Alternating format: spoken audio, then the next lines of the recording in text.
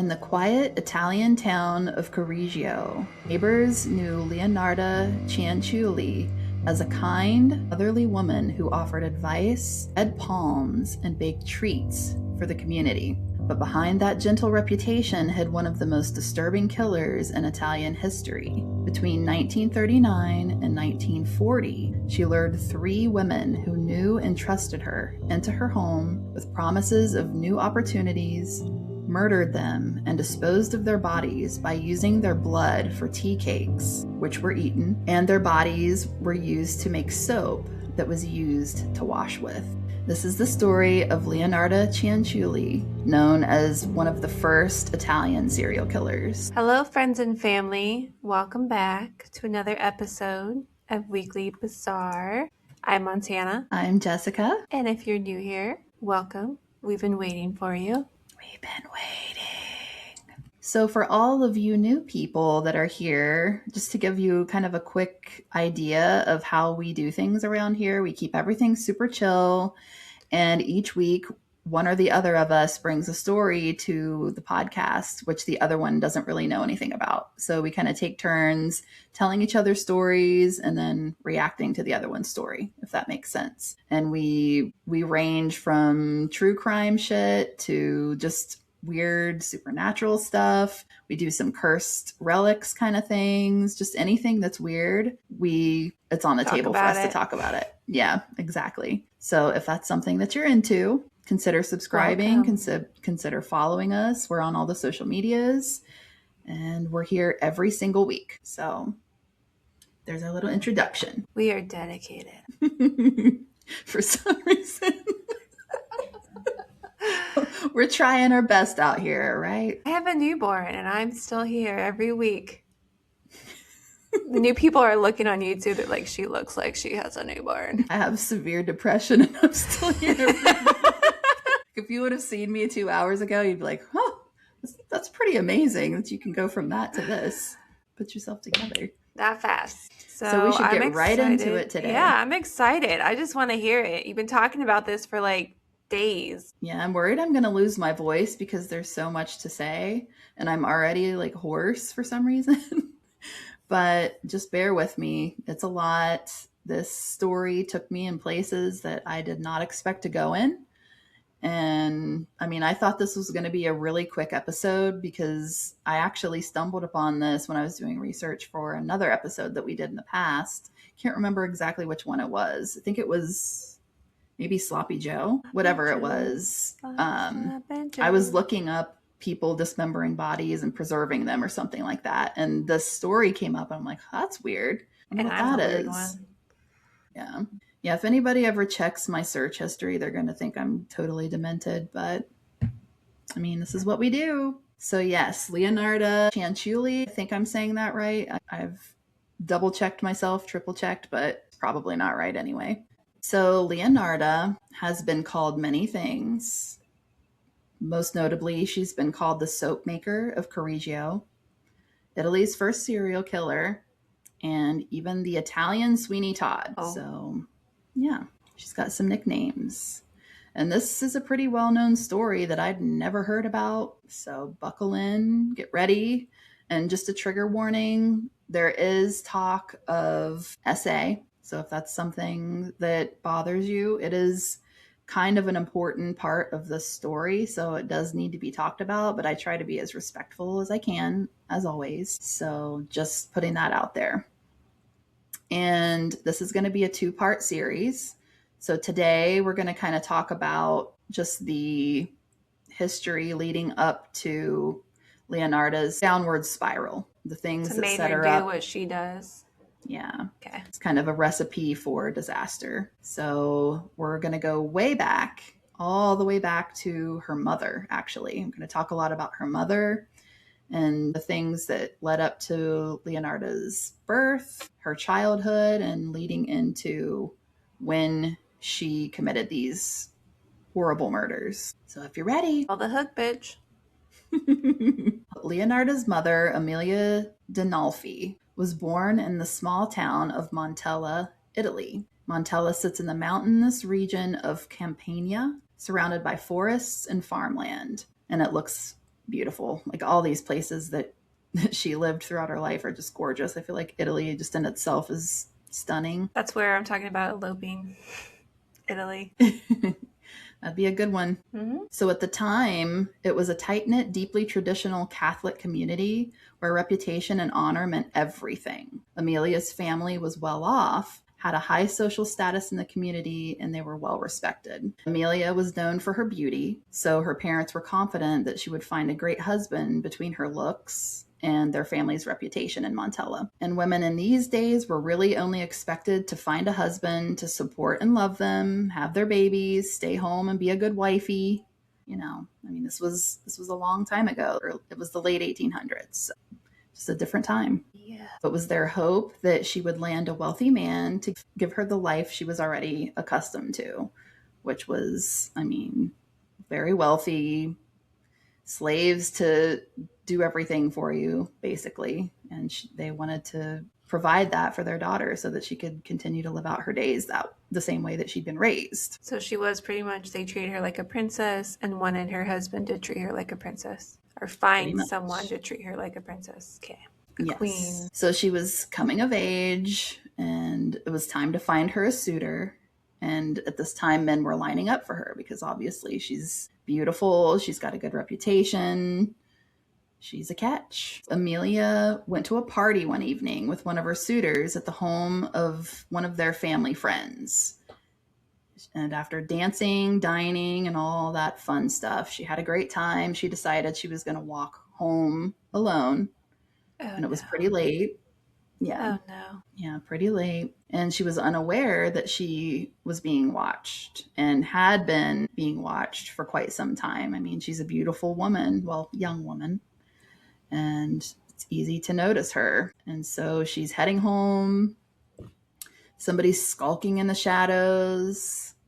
It's a bad situation that she's completely unaware of. And this person is Mariano Cianciulli, who is an older man, came from a poor family in Montella. He was unemployed and known for wasting his time drinking and doing a whole lot of nothing.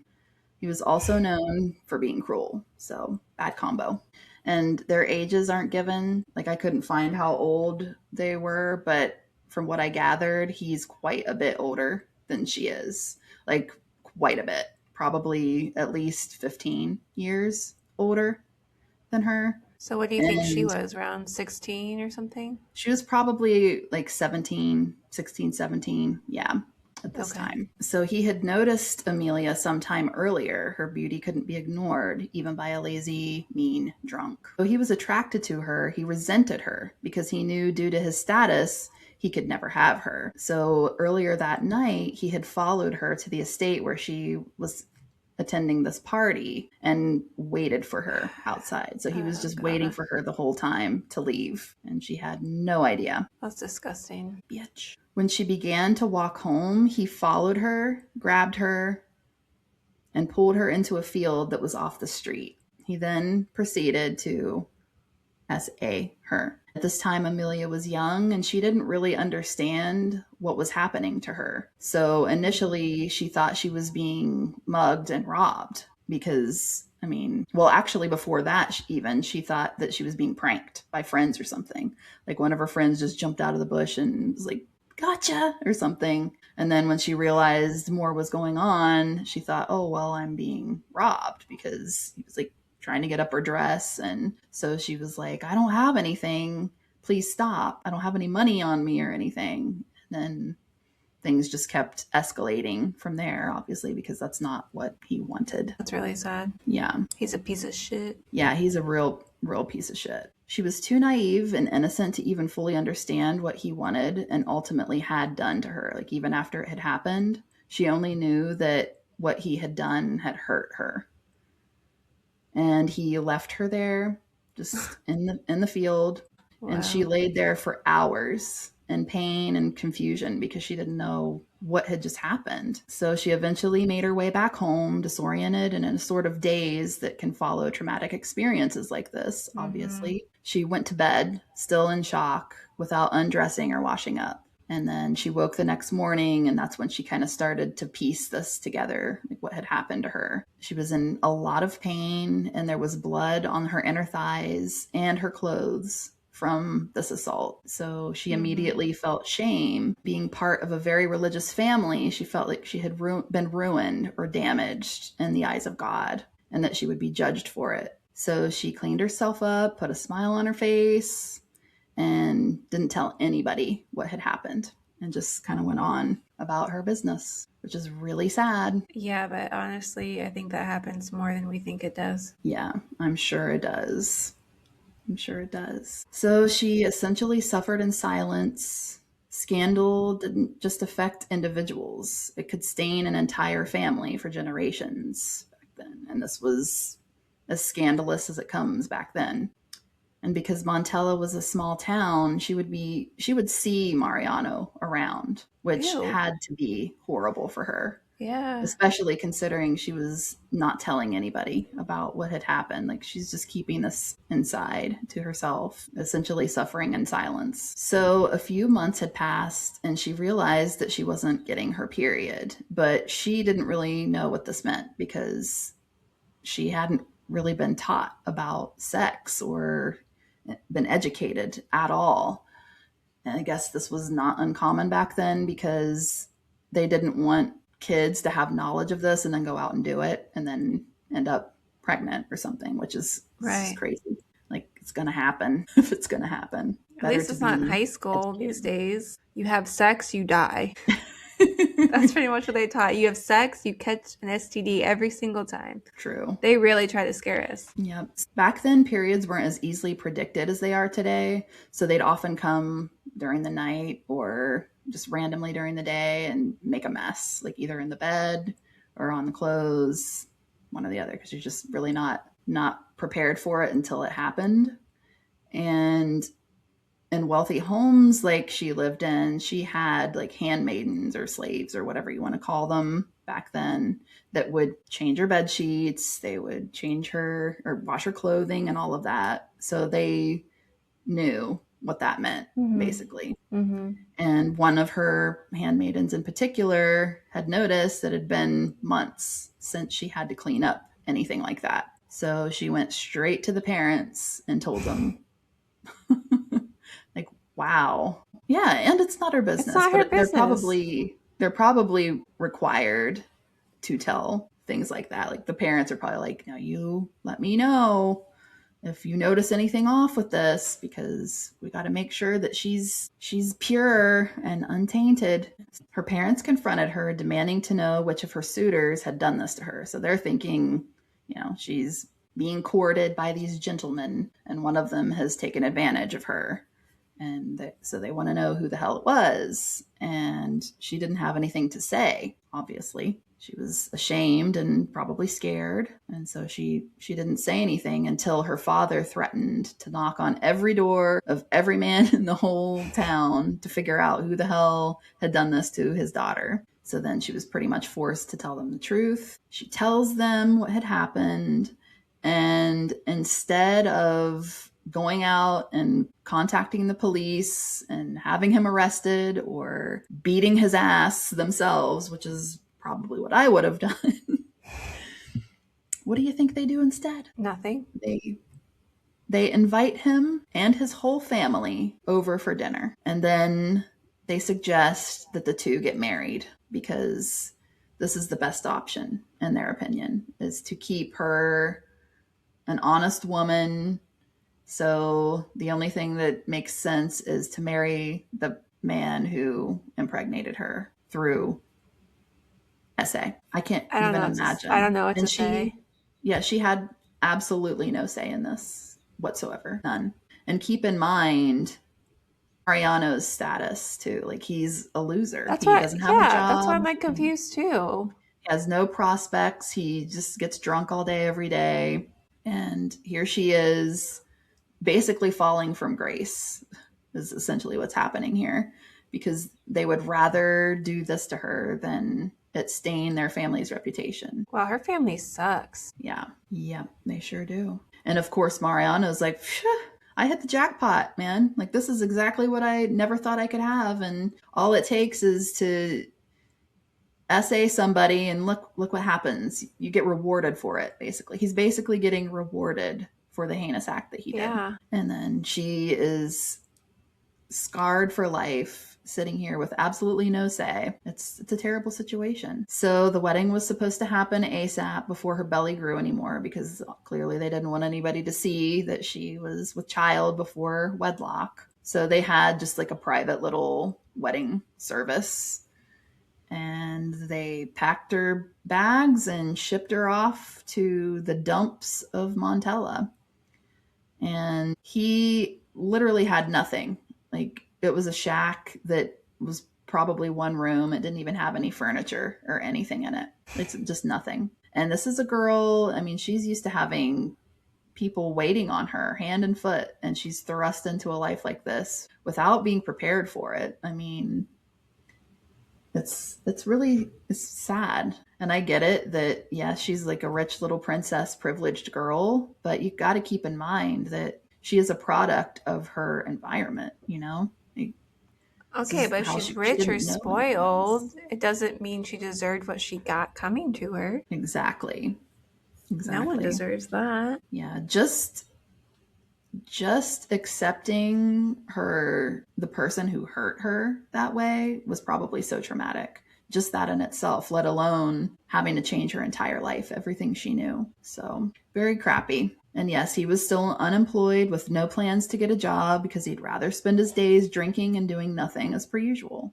Here's Amelia having to live in this basically hovel with a much older man she hardly knew, who had done to her one of the most traumatic things she had ever experienced in her life. And as if things couldn't get worse, he would force himself on her again and again, had no concept of the fact that she had never had to clean or cook or anything like that before. So whenever he would get angry with her and not have any patience because she didn't know what the hell she was doing, he'd beat her. So just a horrible existence, and all she could do was take it and try to protect the baby that was growing inside of her. And if I didn't say this before, sorry guys, this is a really it's a dark one. It's a dark story. It's a lot You of always tragedy. bring the dark ones. Yeah. If Mariano wasn't home doing whatever he wanted to do with her, he would leave her there sometimes for days while he drank with his buddies around town. So she was getting beaten, getting sex forced upon her when she didn't want to do it, over and over again. And then when he was done doing that, he'd just leave her there alone. Everything from her former life was gone. All the friends she had abandoned her. Her family essentially disowned her. And it was just a really sad situation. She became a cautionary tale for the town, basically. It's like, don't do that or you're going to end up like her. People whispered about her. Families kept their daughters away from her. And she was eventually just shunned by the entire community. Oh, that's rough. And she carried this bitterness with her. And I would too. Her heart hardened, clearly. Yeah. But this is just unfortunate for Leonarda. So moving a little ahead, we're going to get to the birth of Leonarda, which was on April 14th, 1894. She was born, and from the moment that she was born, she was raised in a household full of resentment, violence, emotional neglect. And according to Leonarda, her mother never wanted her, and Amelia blamed her for ruining her life. That's all she knew. She just nothing but resentment and feeling as if because of her, Amelia's life was over. As life got harder, Amelia's resentment towards Leonarda only grew. So needless to say, Leonarda's life was a living hell from day one. And though she ends up doing some horrible things later in life, just keep that in mind. Leonarda was verbally abused, heavily criticized by her mother. Everything she did was wrong and bad. She was given no love, no affection whatsoever. And she was constantly reminded that she was the reason that her mom's life was ruined. And But she wasn't the reason. Not at all. He's the reason. Yeah. Yep. She was physically beaten for the smallest of things. But Amelia felt powerless in her situation and saw Leonarda as even more powerless. So she used her to take out her frustrations on, essentially. And it was a vicious cycle, incredibly sad. Amelia could have broken the cycle and raised Leonarda with love and affection, but she was broken herself. What love and affection had she been shown? And I'm not saying that what she did was okay. That's not what I'm saying at all. It was not acceptable. There is no excuse for it. I'm just giving some context. I mean, she was broken. She was broken and had a hardened heart and wanted somebody to blame, so she blamed her child, which is really sad. She'd probably been better off in an orphanage. She probably would have. Yeah. Yeah. Because at least then you can't see directly who is neglecting you, you know? No, and maybe there could have been a family out there that would have loved you. Exactly. So after years of moving from shack to shack, being completely broke and basically living off the charity of the church and other people, because Mariano was still a loser, he didn't come home for some days, which was not uncommon because, like I said earlier, he did this a lot. But after several days had passed, Amelia started to wonder, okay, where is he? What's going on? So she packed up Leonarda and they went to look for him and found him at one of his friends' homes, laid up with such a high fever that he was in a coma, essentially. So Good. he was, yeah, I know. I don't care. Not in a good state. So she somehow gets him back to their little shack. She gets him back to the shack and essentially throws him over in the corner and is like, fuck off, dude. I don't care if you live or die.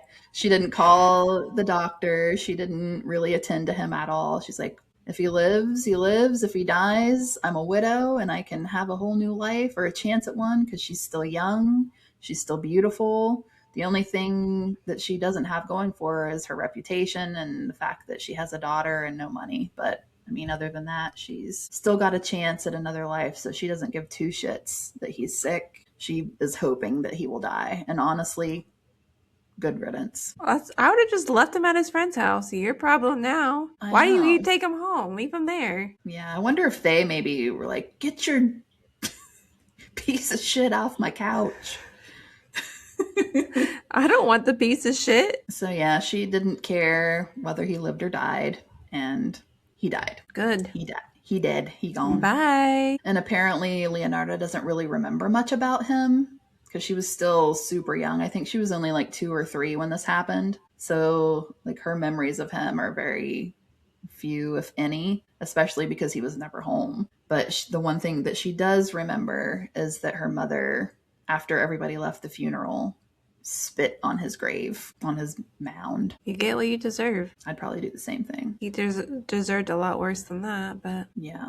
So after he died, Amelia's life changed pretty quickly. She tried to go back to her family, and they had just completely rejected her for marrying beneath her status. And I'm like, you made her do it. That was your idea. Yeah. Like, you're the ones that made her do that, and now you're going to disown her for what you made her do?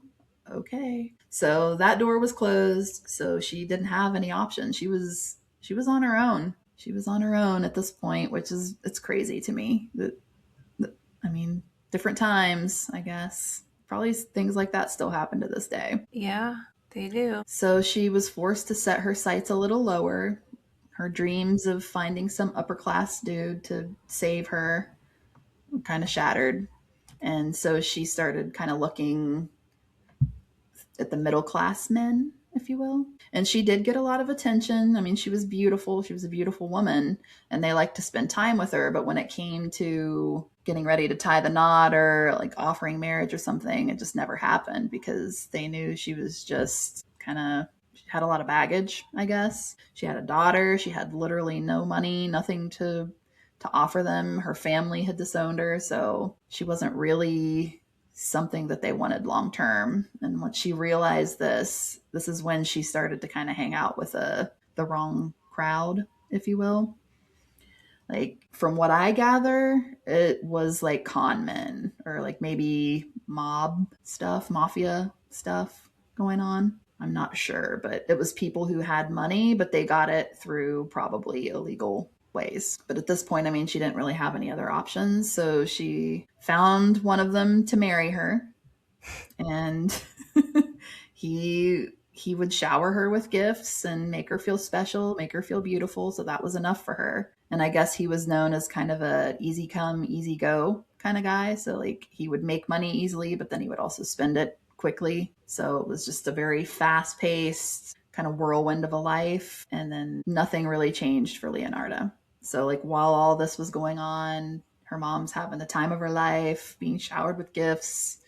Leonarda still is basically an afterthought, which is really sad. Like even to this new man, she was just nothing to him. And they would I'm go surprised out. you just didn't abandon her. I know, I'm surprised too. So at this time, she was about 5 or 6 years old when all this was going on. And they would go out and dine on the finest restaurants, have steak dinners, all this stuff. And she was basically left alone to take care of herself at home. And she was lucky to even have scraps to eat, I guess, while they were out just having a great time. So add another notch to her little belt of scars that she's accumulating in her young little life. And this was a time that she should have been shown love and affection and safety and like all those things being reinforced that a child needs to feel secure. And she was literally getting none of that. So I can't even imagine. yeah.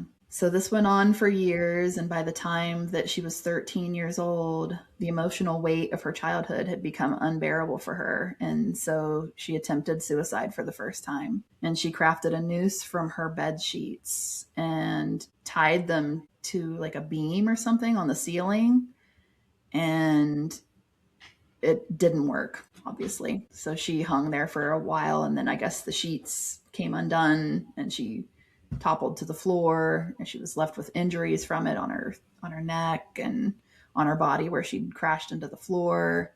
And the worst part about this is her mom didn't care. Like she clearly knew what had happened. Leonarda couldn't even speak for a while after this because she had damaged her vocal cords. And her mom was like, I don't care, whatever. Oh, wow. So less than a year later, she attempted again and it failed again. So very, very sad. So fast forwarding, Leonarda's getting a little older. She's hitting her mid-teens and things. This is when things started to change a little bit for Amelia. And for the first time in years, she began paying attention to Leonarda, but for the wrong reasons, because she realized that, hey, Leonarda is inheriting my good looks. Maybe I could find her a rich suitor and he can rescue us all. So she starts looking for suitors for Leonarda, and she actually had a lot of interest because she was beautiful. She didn't have the reputation that her mom had. I mean, her mom's reputation was destroyed and tainted, but she still had the reputation of her family.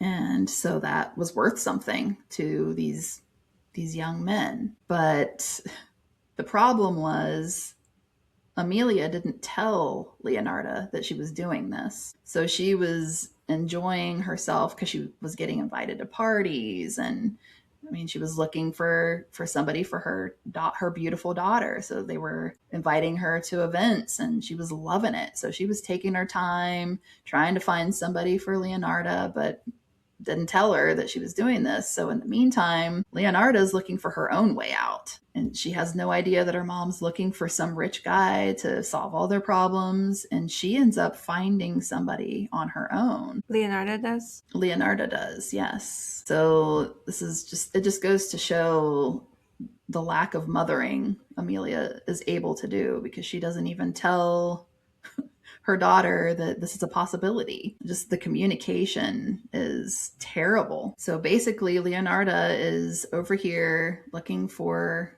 a way to get out of this abusive home. She really has no interest in being wealthy. She ended up falling in love with Raphael Pensardi, who was like a government clerk. So he didn't make a whole lot of money, but he had a steady job. He loved Leonarda. He treated her with respect. And that meant a lot to her. That meant more to her than any wealth could ever mean to her. Somebody who respected her, somebody who paid attention to her, somebody who loved her. That was foreign to her. So that was what she was drawn to.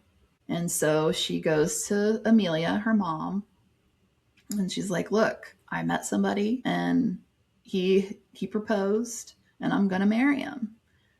And again, keep in mind, she doesn't know that her mother is out trying to find her somebody rich that can take care of her. So naturally, Amelia is pissed. Mm-hmm. She's like, absolutely not. I am not ever going to accept this, no matter what you do. I'm never going to accept it. I reject it completely. And in Leonarda's mind, she's like, what is with this bitch? Like, why can't she just be happy for me? Because again, she doesn't know that she's trying, like, she's got all these potential rich guys that are interested in her. She has no idea. And even after Leonarda told her about Raphael, she still didn't tell her anything about these potential guys that she could be with, like, even as an option. She just instantly gets mad at her and basically cuts her off. And so, yeah, Leonarda's like, is this just more torture? Like, is she just ensuring that I can never be happy? So that in itself makes her want to do it even more. And she's like, no, I'm marrying him. This is it. I'm leaving. This is the end. And instead of telling her daughter why she's upset, she doesn't yell. She doesn't do anything like that. She just, I guess, gets in her face. And essentially what Leonarda thinks is she cursed her. And she said that Amelia got in her face and said, you will live a life filled with misery and suffering until the day you die. Damn. And then that was the last time that she ever talked to her daughter. Amelia left. She disowned her completely. If she would see her in town, she would act like she didn't see her. She didn't go to the wedding. They never spoke again after this. And Leonarda believed that curse because the way that she was raised, a lot of like folk magic and occult stuff was prevalent at that time. So yeah, she grew up believing in curses, the supernatural, folk magic, all the things like that, due to the influence of the Romani nomads in the area, which were basically like gypsies who migrated from other regions, including Bosnia and Bulgaria, to name a couple. So needless to say, she didn't take her mother's curse lightly. It was a bad combination between the abuse she had taken and her beliefs. And as I was learning about these Romani people, and I'll get more in detail about them later on, but I just think of gypsies. And I don't know if you've seen Peaky Blinders, but it just kind of reminds me of like the gypsy nomads from that, like just going from town to town and like a bunch of wagons, and they've got all their like palm reading stuff and their crystals and their tarot cards, and like all that is just what I imagine them being like. I don't know. I've never seen it. I picture the Stephen King's thinner. Hey, they probably did have the old hag somewhere in the pack. She was an old gypsy woman. That's what I'm thinking. Yeah. Yeah, so between all the trauma and her beliefs, this was a bad omen, and she fully believed it. But maybe she also put that energy out there if she truly believed that. Yeah. Oh, I 100% believe that she did. From then on, like from here on in the story, I just feel like she's so hyper-focused on that and feeling like it is the cause of everything that happens in her life that she basically becomes obsessed with it.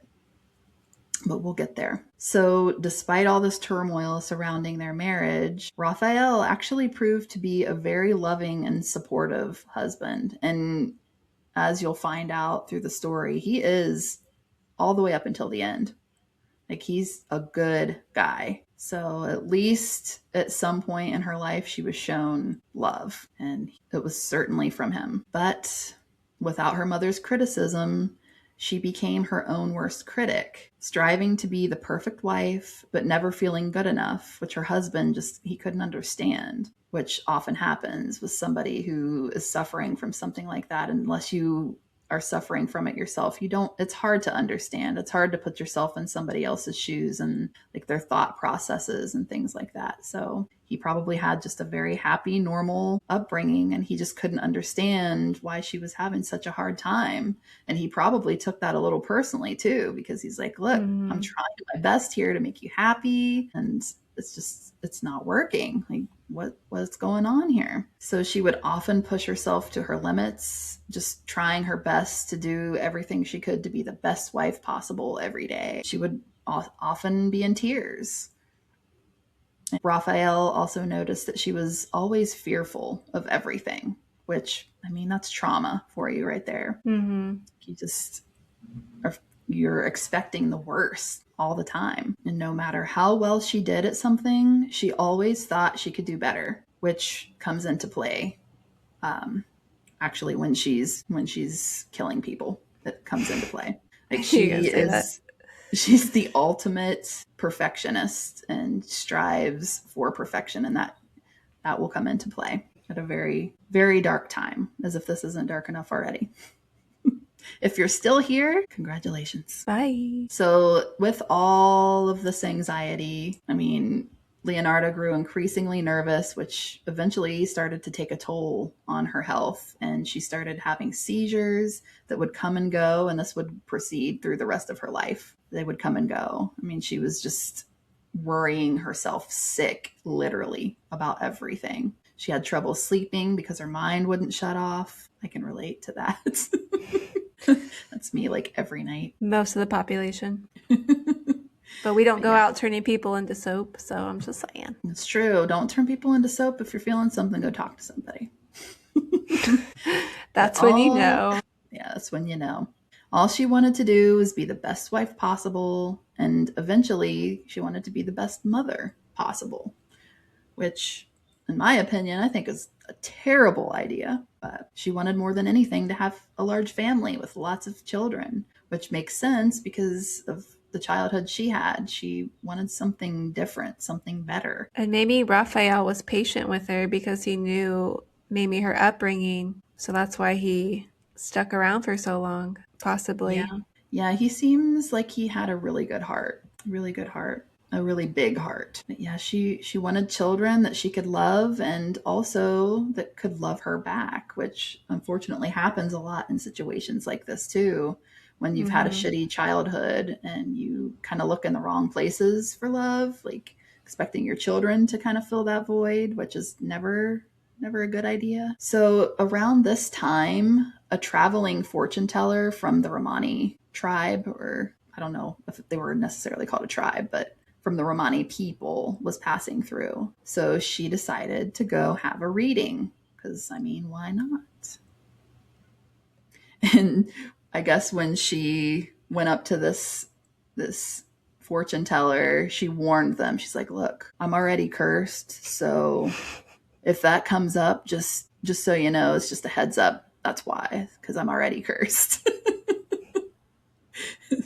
She's crossing all of her T's and dotting all of her I's for this fortune teller. Yeah, I thought that was kind of funny. Yeah, she's literally putting it out there. I'm already cursed. Tell me something I don't know. So she warns her, and then she holds her palms out, and she's like, "Am I gonna die?" And the fortune teller's like, "No, you're not gonna die for a very long time. You're gonna live a really long life, so long that you're going to outlive all of your children." Wow. Yeah, a long life of sadness, and you will outlive all of your children. So, like, the worst possible thing you could say to Leonarda. Add it to the fire. Yeah.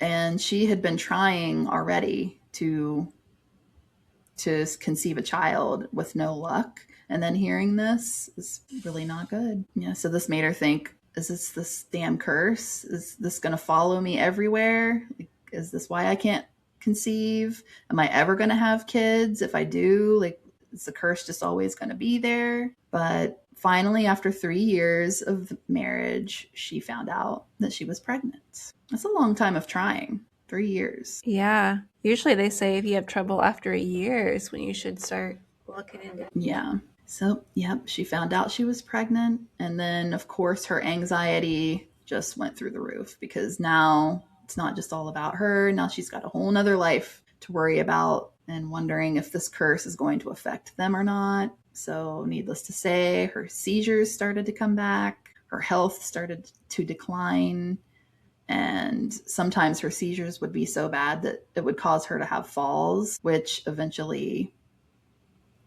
caused her to lose the pregnancy 3 months in, only reinforcing that, yep, it's the curse. It's the curse. Everything is the curse. Jesus. So Raphael, being the stand-up guy he is, he wanted more for them, hoping that maybe a more comfortable home and financial stability would make Leonarda more comfortable and ease her anxiety.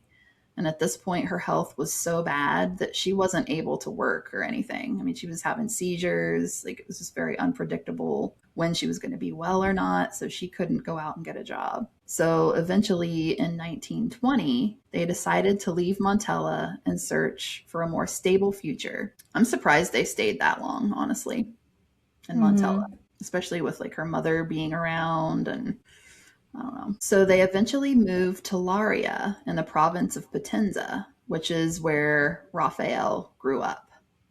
And he still had family there. So that was nice. So they ended up buying a house with money they'd saved from like odd jobs that he had done, like while they were trying to figure out where they were going to live. They got a little house, and then she found out that she was pregnant again. And this time it was a little different for her because this time they had a little more stability.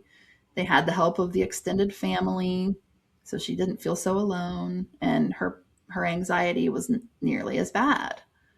And with all of this seeming to be improving, like everything is getting better and better, it starts to feel like maybe the curse is something that's been left behind. And then, yeah, that doesn't last very long. Just saying, doesn't last. But her pregnancy went well. She ended up having her first son, Giuseppe, and things were looking great until she started obsessing over Giuseppe, which, I mean, saw that coming from a mile away. And she basically became obsessed with his well-being and making sure that everything was okay with him. And of course, her seizures and anxiety came back again. But every little thing with Giuseppe was a huge deal. If he was crying, she thought he was going to die. She'd hover over him at night and like watch him while he slept to make sure he was still breathing.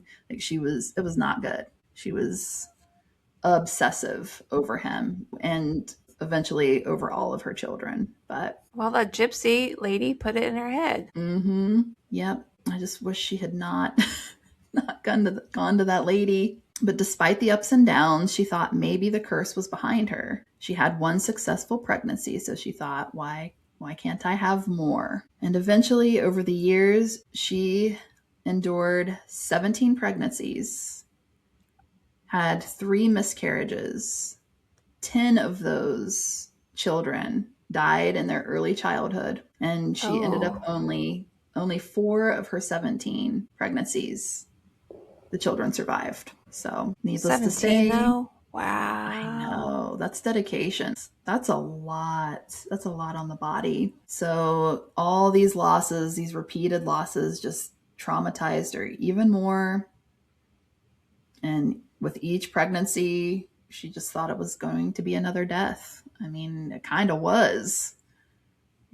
Just awful again and again and again. So she became like a helicopter mom. She didn't let her kids out of her sight. She didn't really let them play with other kids. If they were outside, like, they weren't allowed to do anything risky to like where they could hurt themselves. She was up their asses basically 24/7. Did it say why the ones died in not childbirth? They died early on. I saw a few. It was just differing ailments. Like, one of them, I think it was one of her daughters, had bad lungs, so she didn't make it because of that. And then other ones, like, they would have unexplained rashes, things like that, which just different illnesses that they didn't really have the means to find a doctor that could help them. Like, they just didn't have the finances for it. And I mean, back in those times, it wasn't uncommon. Right. I mean, it happened a lot with illnesses like that because we just didn't have the medical care that we do nowadays, Mm-hmm. the medicine and all that. So, but yeah, most of them died pretty young. Just one illness or another. So between the 4 children that survived, Giuseppe was always the one that she kind of favored and obsessed over the most. And he was her oldest, was firstborn. After losing so many children, Leonarda became terrified that fate would eventually take him too. Any illness, small injury, she just always expected the worst. With more mouths to feed, Leonarda would have to overcome her anxiety about her children and get a job. I mean, they didn't have enough money. She had to get over her shit and go to work. And somehow Raphael convinced her to do this, even though she didn't want to leave her children's side. He's like, look, you can watch over them all day, never take your eyes off them, put them to bed, and then once they're asleep, you can go work and they'll be here with me. They'll be fine. You can go make some money. It'll be okay. So that's how I guess he convinced her. It's like, okay, I can be a helicopter mom by day and have a little job at night. But I'm like, dang, does she ever sleep? Doesn't sound like it. Doesn't sound like she's sleeping anyway. I know. So he, I guess, had some ties in the community. He was known as a good worker. Clearly, he was a good guy. So he got her a job at the local bank as a cleaning lady. So she'd go in at night and clean the whole place. And then she hovered over her kids during the day. And she couldn't deny that they needed the money. So she did it. And she actually enjoyed it. Like it gave her kind of a little bit of an outlet, and she was such a perfectionist, so it gave her like a little project. Like I can take a dirty place and make it nice and shiny and clean. So it was actually good for her mental health. But this is also where because she was using cleaning agents and whatnot, this is kind of where she learned how to make soaps and cleaning stuff, which will come into play later. Foreshadowing. So things went well for a time, and this seemed really good for her. But tragedy Good strikes things never again. last. Nope. And one night while she was working, another one of her children died in their sleep. From what? Just probably another illness. I don't know. They're dropping like flies left and right. I can't imagine having children back then. It sounds horrible. It's horrible now. Yeah. Back then, it's like there's no safety net whatsoever. It's like rolling the dice.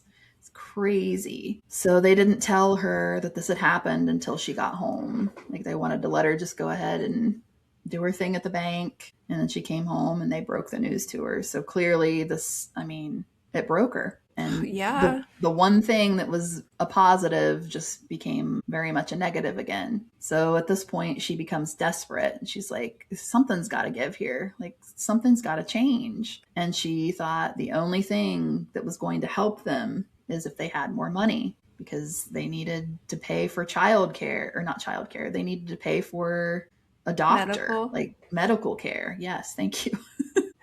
Yeah, medical care. If one of their kids got sick, they weren't able to have a doctor come and give them medicine. So she's like, I need money.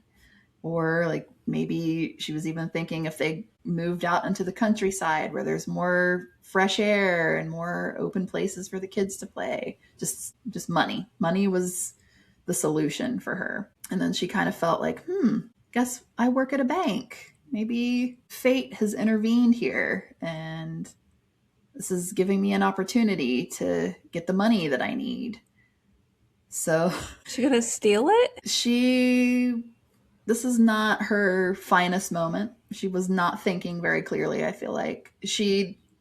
When I first was looking this up, I'm like, oh God, how's she gonna do this? So she had access to the bank ledgers. So she made a fake account and put tons of fake money in it. And then she went the next day or whenever to withdraw the money. And they're like, you really think this is going to work? Like, she worked there. They knew her well. They knew her status in the town. They're like, this is not happening. You're nuts. So yeah, that did not work. And she was actually arrested and they sent her to jail for 18 months for that one. 18 months? Wow. 18 months for, I guess, for fraud, for forging a bank account. And they convicted her of fraud, and I guess that was an all-female prison, which was Yeah. kind of like, I guess it was kind of like a nunnery or something like that. I don't know. But basically, if you did anything wrong at all, they would add time to your sentence. So she just kept her head down, did as she was told, what she was good at. I mean, she was a perfectionist. She's So, used to it. yeah, so she didn't end up spending any extra time there, but she was there for 18 months before she was released. Girl, what were you thinking? Not smart. Not That smart at all. I don't know what the hell she was thinking. Like, where do you think that money's coming from? You have to explain that to them.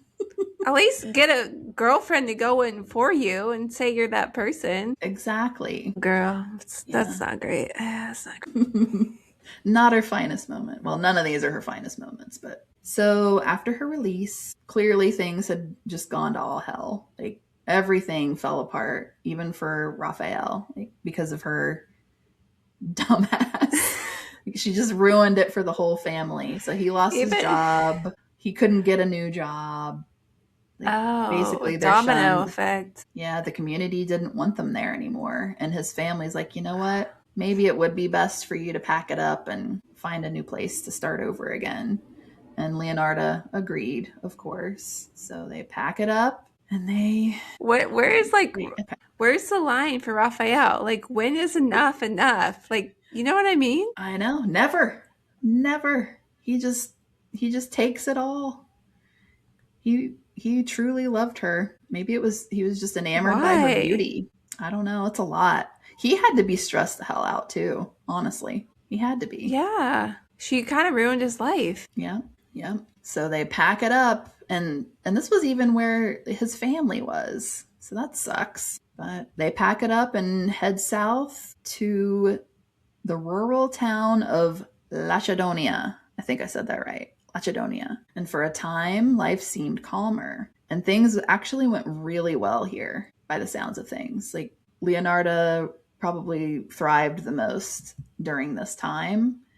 Raphael got a good job, good enough for Leonarda to stay home with the kids, which we all know that she probably loved. So she could How does she handle that in micromanage them all prison day. though? That's what I was wondering. Yeah, How do you, that had to be hard for her. Or maybe it was good for her, because I mean, after that, it seemed like things calmed down for a while.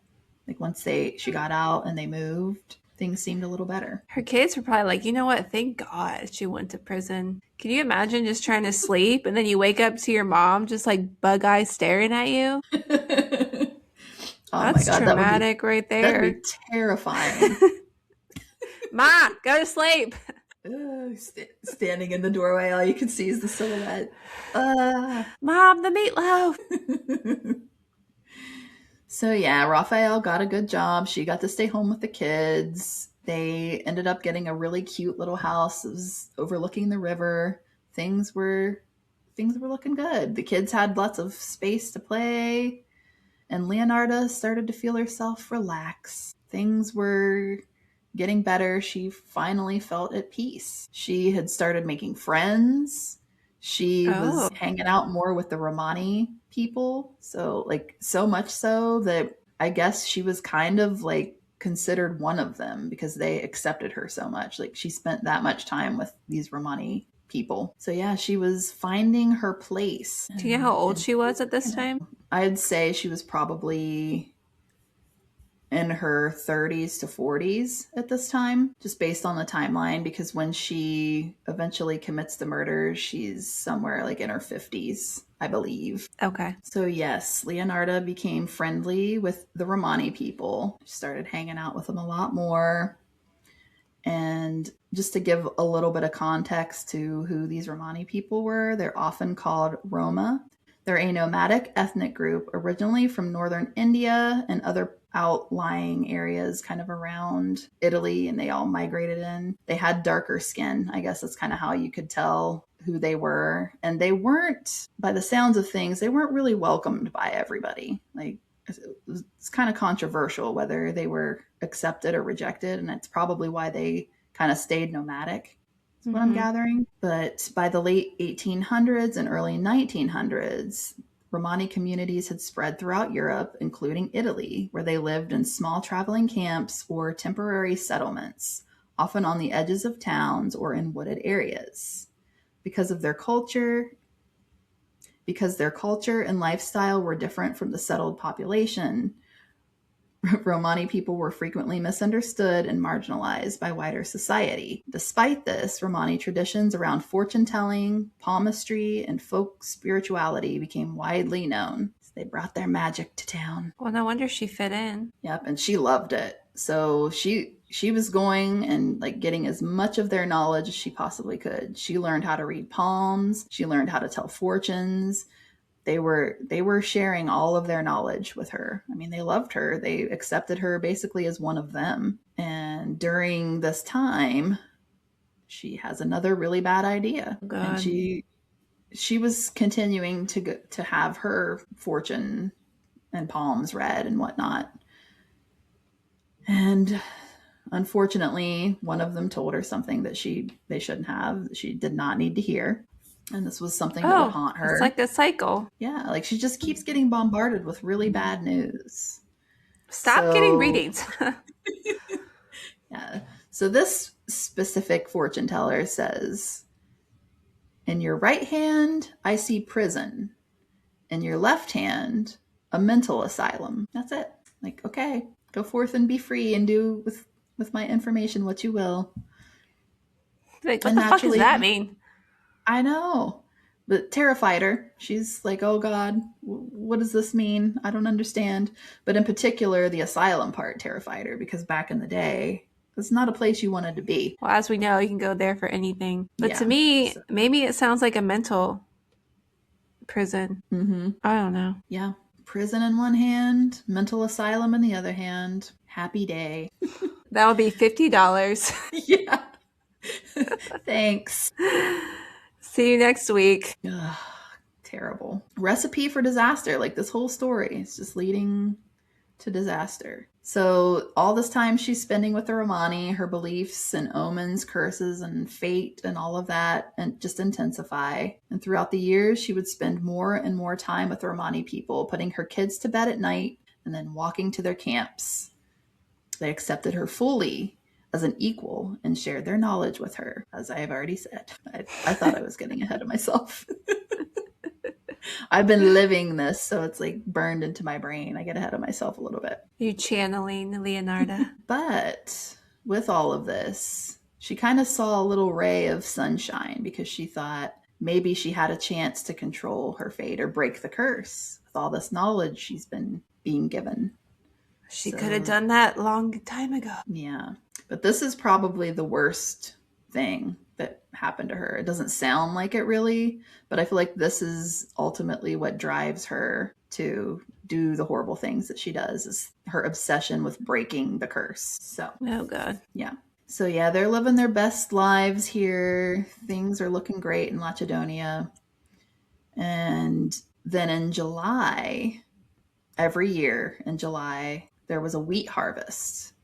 And during this wheat harvest, the whole town would leave their homes and leave their jobs, and everybody together would go out into the wheat fields and harvest the crops. But they'd make like a whole festival out of it. And I guess it was like a week-long thing where like during the day you're out harvesting all the wheat, and then at night they'd have like bonfires and dancing and music and food or whatever. And then after it was all said and done, they would sleep out under the stars at night in the fields.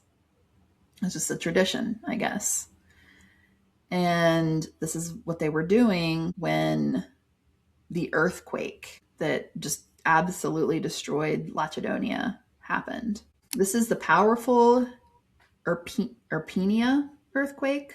I probably said that wrong, but this was in 1930. So on July 23rd of 1930 is when this earthquake hit, and it like devastated parts of Italy, I guess. Just totally, I mean, their whole town was gone. But it's crazy because if it hadn't been for this wheat festival, they probably all would have been killed. But because everybody was laying out in the fields, most everybody survived. It was just the town got completely obliterated. But instead of Leonarda thinking, oh, this is a good thing, like, look, we just got spared, she saw it as a bad thing. And she's like, I just can't be happy. Like, everything that brings me joy gets taken from me. And so she's like, I've built my life here. I've loved it here. I was finally feeling at peace, and now it's been taken from me. So she sees it as, once again, the curse showing its ugly face. Such a negative Nancy. Seriously. She is. Yeah. Not like all my family survived. So once again, Leonarda and her family were forced to start over. They moved north to the town that would eventually become infamous in true crime history, Correggio. Correggio is where all the shit goes down, and that's where I'm going to stop today. No! And next week... Yeah, I was like, where's a good place to stop gonna be? I think this is it. We've set the groundwork. We kind of understand why she became who she became, what kind of drives her into madness, if you will, the ups and the downs, and then she lands in Correggio, and that's where we will pick up next week. And that's when the shit hits the fan, and it's a lot. It's a lot. I'm mad at you. Stay tuned. That means I have to wait another week too. Yep, you sure do. And if you're still here, well done. Because first of all, it's a lot of information, but secondly, I was a little concerned because I'm like, is this going to be the boring one? Like, this is going to be the one that's like not a whole lot of action is really happening, but I feel like it's kind of necessary. Not at all. Not at all. Really understand Leonarda.